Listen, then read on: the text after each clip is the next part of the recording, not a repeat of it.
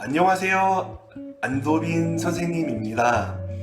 오늘은 학부모님들과의 소통의 자리를 마련하기 위해 이렇게 Q&A 시간을 갖고자 합니다.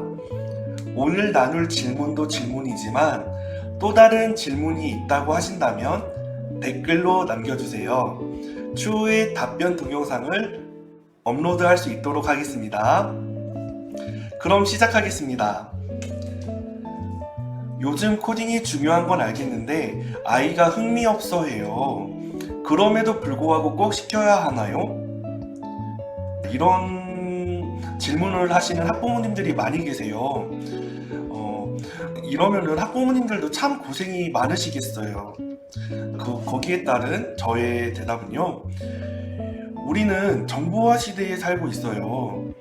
정보 격차라는 게 있듯이 정보 기술에도 정보 기술 격차라는 게 분명히 존재한다고 봅니다. 그래서 그 정보 격차에서 우위를 점하지 않더라도 적어도 뒤처지지 않도록 학습해 주는 것이 중요하다고 보고 있어요. 그래서 어린 나이에 흥미가 없다고 해서 당장 포기하는 것보다는, 그런 포기를 알려주는 것보다는 잠시 쉬었다 가는 법을 알려주는 게 맞다고 봅니다.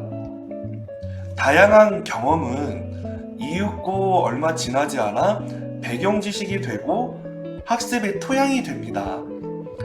당장은 무엇에 도움이 되는지 알 수 없더라도 학습이란 어느 순간 깨닫는 시점이 올 수 있고 생각지 못했던 곳에서 도움이 되는 경우도 많이 보았습니다.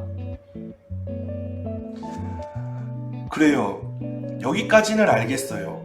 그런데 문제는 아이가 흥미가 없어 한다는 거예요. 그렇다면 그 원인을 진단하는 것이 중요합니다. 아이가 학습하는 내용이 너무 어려운 내용이거나 가르치는 선생님과 맞지 않을 수도 있고, 코딩이 아니라도 너무 공부하는 양이 많아 지쳐있는 경우일 수도 있습니다. 이 점을 학부모님들께서는 간과해서는 안 됩니다. 그렇다면 해법은 코딩으로 공부할 수 있는 범주는 굉장히 넓다는 거예요. 국어, 수학, 사회, 과학의 내용을 기반으로 한 알고리즘 문제를 접근할 수도 있고, 어린 나이라고 한다면 로봇이나 아두이노 등의 하드웨어를 이용해 코딩을 학습할 수도 있습니다.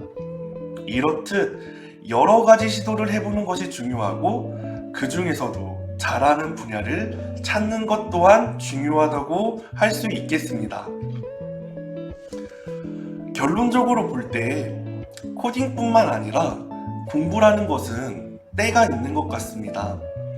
안 하면 손해는 본인의 몫이에요. 손에 익지 않은 학생으로 양육하는 것은 학부모님들의 본분이라고 보고 있습니다. 반드시 값비싼 커리큘럼만을 고집할 것이 아닌 학생의 부족한 부분을 채울 수 있는 분야를 학습시켜 주는 것이야말로 가장 중요하다고 생각하는 바입니다. 그래서 제 말의 요점은 아이에게 흥미가 없다고 해도 잠시 쉬었다 가도록 하고, 그 쉬는 기간에 한번 진단을 해보는 거예요. 왜 아이가 흥미가 없어 하는지, 그리고 그것에 대한 대안을 찾아서 계속 시도해 보라는 말씀을 드리고 싶네요. 이상입니다.